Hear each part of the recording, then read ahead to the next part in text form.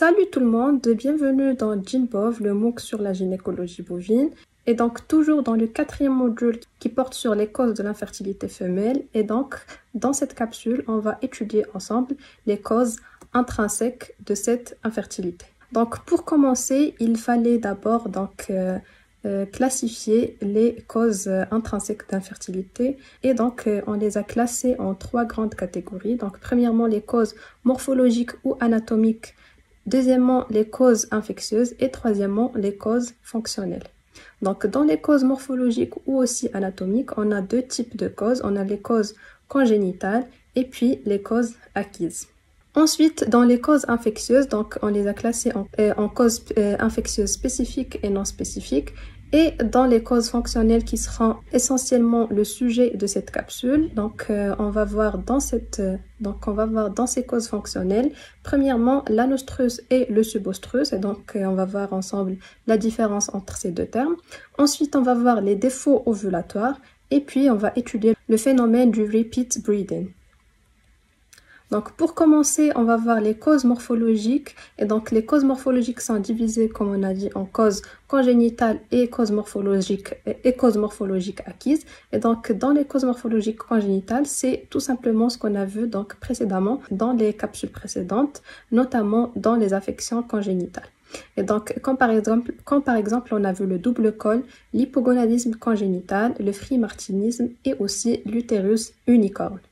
Donc tout ça, on les a déjà vus et sont aussi des causes d'infertilité intrinsèque. Ensuite, pour les causes morphologiques acquises, donc comme on a déjà vu aussi, on a les adhérences, les tumeurs, les différents kystes qu'on a vus et les lacérations aussi, etc. On va pas tarder là-dessus puisqu'on a déjà vu toutes ces affections. Puis pour les causes infectieuses aussi, donc on les a classées en causes infectieuses spécifiques et non spécifiques. Dans les non spécifiques, c'est tout simplement les infections de l'appareil génital, notamment les métrites, les endométrites, les salpingites, le pyomètre aussi. Et pour les causes infectieuses spécifiques, c'est soit les causes bactériennes, soit virales, soit aussi parasitaires. Donc dans les causes bactériennes, c'est essentiellement la brucellose, la vibriose aussi et la listériose. Parmi les causes virales, on a l'IBR qui est la rhinotrachéite bovine infectieuse ou aussi l'IPV. On a aussi le BVD ou la diarrhée virale bovine.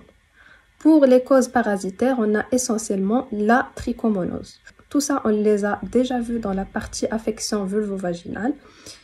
Et on passe donc directement à la partie qui nous intéresse dans cette capsule, qui sont les causes fonctionnelles. Et donc, dans ces causes, en général, les causes fonctionnelles de l'infertilité tendent à affecter, bien sûr, des animaux individuels au sein d'un troupeau, mais elles représentent quand même une cause majeure d'infertilité. Donc, la plupart de ces dysfonctionnements fonctionnels sont dus à des anomalies endocriniennes, qui sont souvent difficiles à identifier. Et donc, ces anomalies peuvent être causées soit par des facteurs héréditaires, soit par des carences ou excès nutritionnels, soit aussi des influences sociales qui découlent de la méthode d'élevage moderne. On peut aussi avoir ces affections suite à un stress lié à la production. Et donc, voici quelques-unes des causes les plus courantes. Et donc, on a dans un premier lieu l'anostrus. Et dans l'anostrus, on va voir l'anostrus vrai et l'anostrus faux ou aussi le subostrus, ou encore les chaleurs silencieuses. Parmi les défauts ovulatoires, on va étudier l'ovulation retardée et l'anovulation. Ensuite, pour le repeat breeding ou l'infertilité à chaleur normale, donc on va voir ce phénomène plus en détail. Commençons par l'anostrus. Et donc déjà, on doit classifier cet anostrus. Et donc pour le classifier, on a différentes bases pour cette classification. Par exemple, sur la base du corps jaune, c'est-à-dire présence ou absence du corps jaune, on distingue 2 types d'anostrus. Donc, si on a présence de corps jaune qui est fonctionnel, bien sûr, c'est en fait l'anostrus fonctionnel. Sinon, si on a absence de ce corps jaune fonctionnel, c'est-à-dire c'est l'anostrus vrai. Et donc, pour l'anostrus fonctionnel, son étiologie est généralement une gestation, un pyomètre, un fœtus qui est momifié ou encore macéré, aussi les chaleurs silencieuses. Pour l'anostrus vrai, il a comme étiologie une malnutrition, le stress de lactation, le stress saisonnier, une maladie chronique cachectisante et aussi la sénilité. Une autre classification, elle est basée sur le stade de l'animal. Donc, dans cette classification, on divise l'anostrus en 3 grandes catégories. Donc, on a premièrement l'anostrus prépubère, puis l'anostrus postpartum et dernièrement l'anostrus post-service. Et donc, pour l'anostrus prépubère ou la puberté retardée, son étiologie est généralement une sous-nutrition, un tractus reproducteur anormal ou encore des maladies débilitantes. Il y a juste une remarque pour les génisses. Une génisse doit atteindre environ les 2/3 de sa taille adulte pour, bien sûr, avant l'atteinte de la puberté. Et donc, quand on dit un appareil ou un tractus reproducteur anormal, c'est-à-dire en cas de frimartinisme, hermaphrodisme aussi, hypoplasie ovarienne ou encore des maladies. Et quand on dit des maladies débilitantes, c'est généralement ou c'est essentiellement la pneumonie chronique des génisses. Pour l'anostrus postpartum, donc on est soit devant un cas d'anostrus physiologique pendant les 2 à 3 semaines postpartum, ou encore un anostrus pathologique qui est dû soit à un stress de lactation, un déficit nutritionnel, des affections utérines, notamment une rétention placentaire, une métrite, un pyomètre aussi, ou encore des maladies chroniques comme bien sûr des boiteries, des déplacements de la caillette, etc. Le dernier type ou la dernière catégorie, c'est en fait l'anostrus post-service qui va survenir à la suite d'une gestation, un pyomètre, un kyste lutéal, un anostrus silencieux, etc. Et donc, en général, pour la classification de l'anostrus, donc on distingue l'anostrus vrai et l'anostrus faux. Donc, pour l'anostrus vrai, donc on peut le définir par la présence des ovaires qui peuvent être inactifs ou une activité ovarienne qui est anormale. Donc, les raisons de cette absence d'activité normale des ovaires peuvent être une libération ou une production insuffisante de gonadotropine pour induire bien sûr ce qu'on appelle la folliculogénèse. Donc ensuite pour l'anostrus, dans cet anostrus vrai, en plus de l'absence de l'activité ovarienne normale, on n'a pas de manifestation de chaleur. Donc ensuite pour l'anostrus faux ou ce qu'on appelle aussi les chaleurs silencieuses ou encore le subostrus, donc dans ce cas il se réfère au fait que l'ovulation a eu lieu mais sans signe externe évident de chaleur ou souvent avec des signes qui sont légers.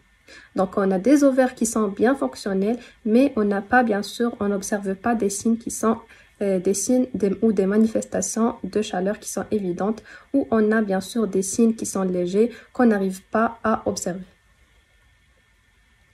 On commence par l'anostrus vrai et par son étiologie.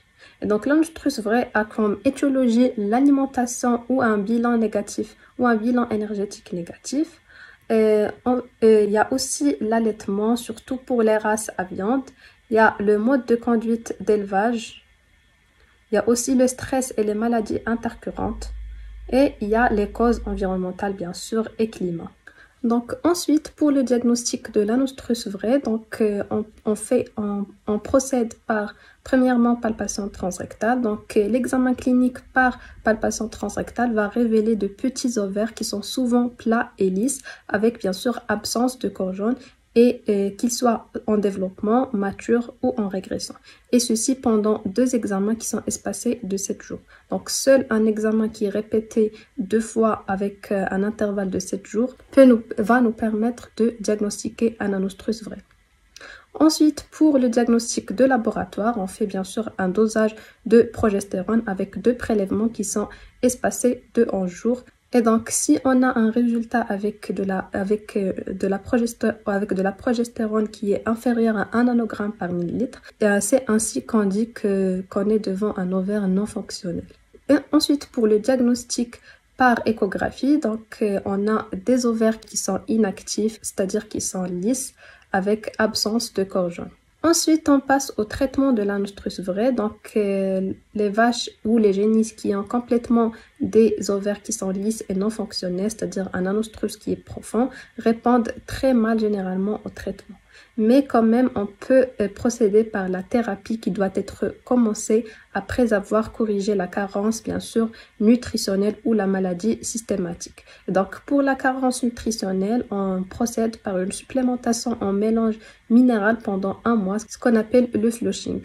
Sinon, on peut aussi procéder par une thérapie hormonale qui consiste à l'injection de GnRH dans un premier lieu. Et donc, à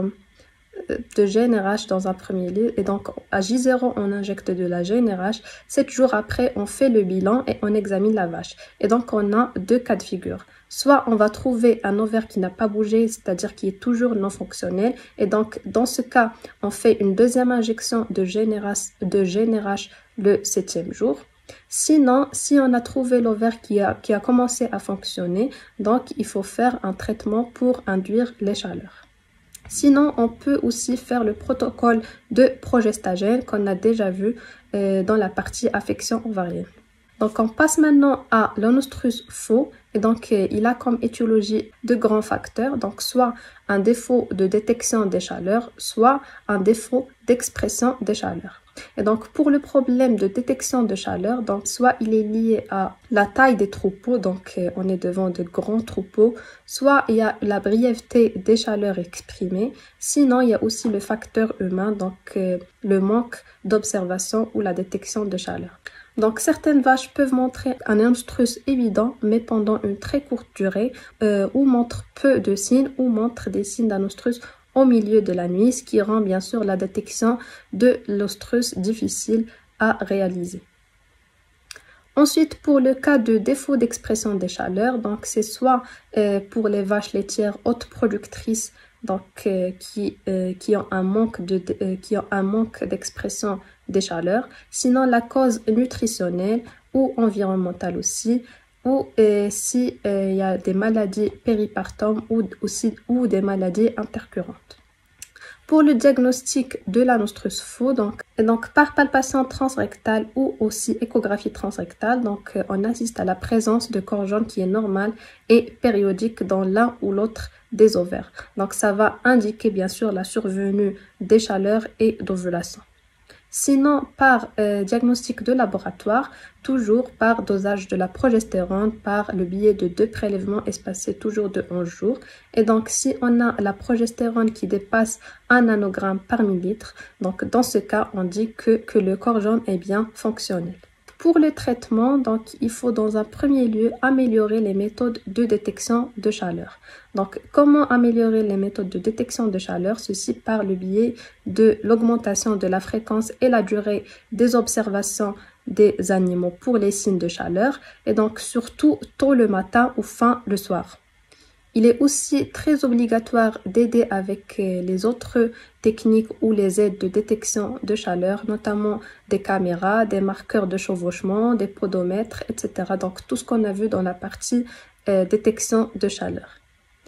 Ensuite, on peut aussi, pour améliorer la détection de chaleur, donc procéder par les traitements de synchronisation des chaleurs. On peut aussi comme traitement donc donner une supplémentation en minéraux et en vitamines ou formulation d'un mélange minéral.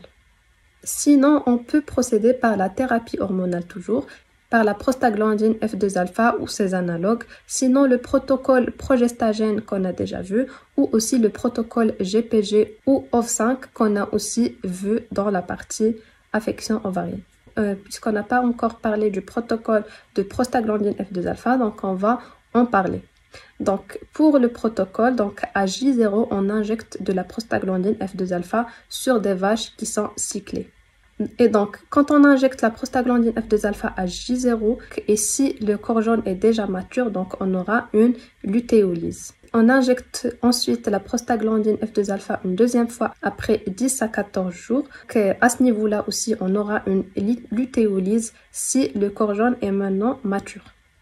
Ensuite, on procède par l'insémination artificielle. Et donc, soit une insémination artificielle sur chaleur détectée et donc une fertilité qui est meilleure et réussite par le biais d'une seule insémination 80 heures plus tard, c'est-à-dire 80 heures après cette deuxième injection. Sinon, on procède par le biais de 2 inséminations artificielles. La première à 72 heures après la deuxième injection, bien sûr, et la deuxième à 96 heures après la deuxième injection. On passe cette fois-ci au défaut d'ovulation et donc on a 2 cas de figure. Donc, soit une ovulation retardée, soit une anovulation. Et donc, pour l'ovulation retardée, elle a comme étiologie un pic retardé ou aussi un manque de LH, ce qui va nous donner un anostrus qui est prolongé. Par contre, l'anovulation, c'est l'absence totale d'ovulation et qui peut conduire à un véritable anostrus ou une maladie ovarienne qui est kystique. Donc, son étiologie, elle est hypothétique. Donc, il y a des chercheurs qui disent que c'est dû à la résistance de l'albuginée, d'autres qui disent que c'est dû à des lésions et adhérences au niveau de l'appareil reproducteur, au niveau des ovaires, donc, mais ça reste toujours hypothétique.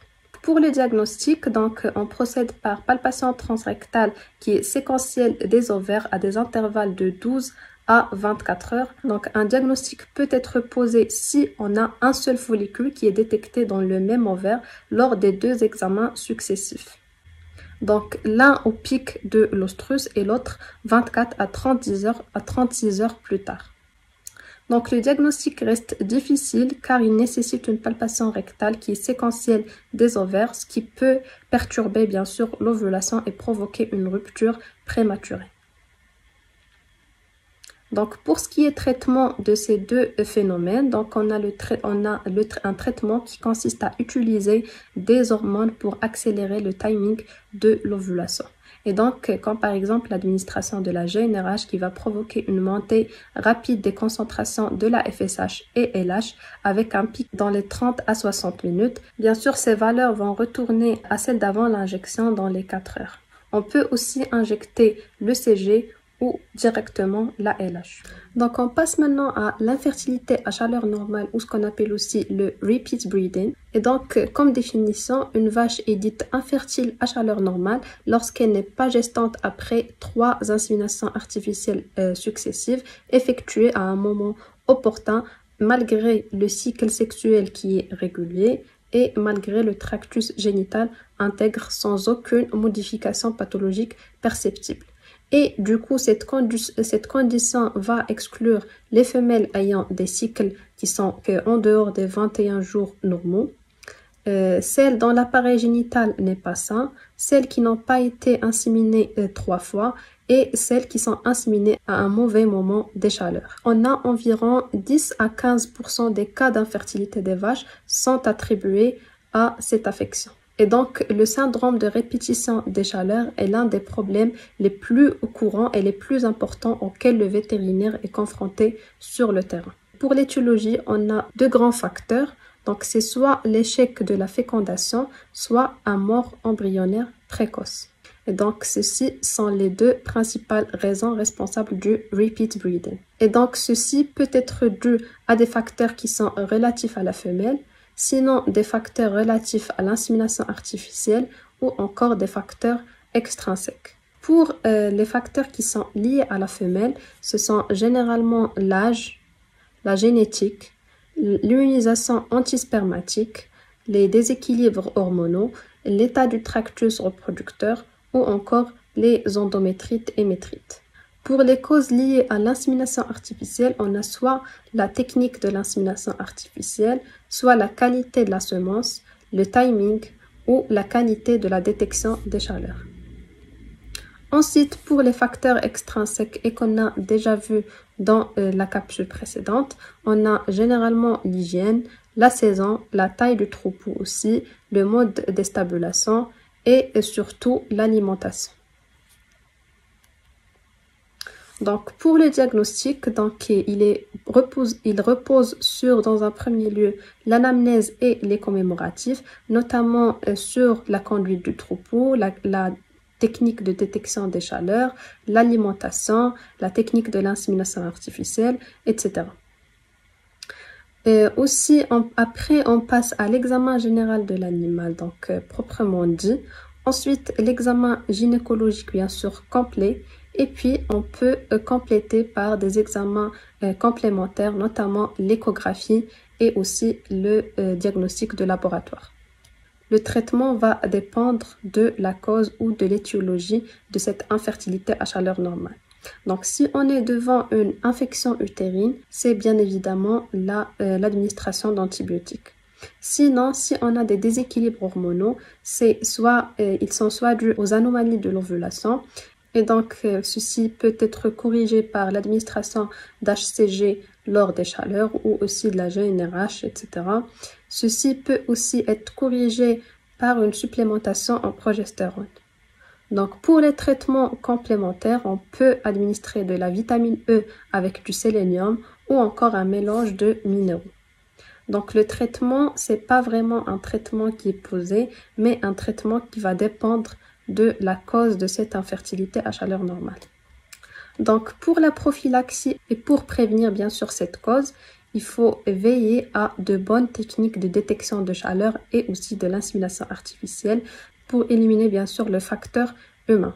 Ensuite, on passe à la vérification de la qualité de la semence aussi, qui va jouer un rôle très important dans la réussite de l'insémination. Ensuite, et aussi ce point est très important, c'est l'hygiène de la mise bas. Donc ensuite, une alimentation adaptée aux besoins. Il faut toujours garder un bilan énergétique qui est positif. Donc, et dernièrement, c'est l'approche de suivi de reproduction, donc qu'on va voir dans le prochain chapitre. Ça aussi, c'est très important pour prévenir, bien sûr, le repeat breeding. Donc, cette capsule touche à sa fin, et je vous invite à répondre au QCM relatif au 4e chapitre et je vous donne rendez-vous au 5e chapitre.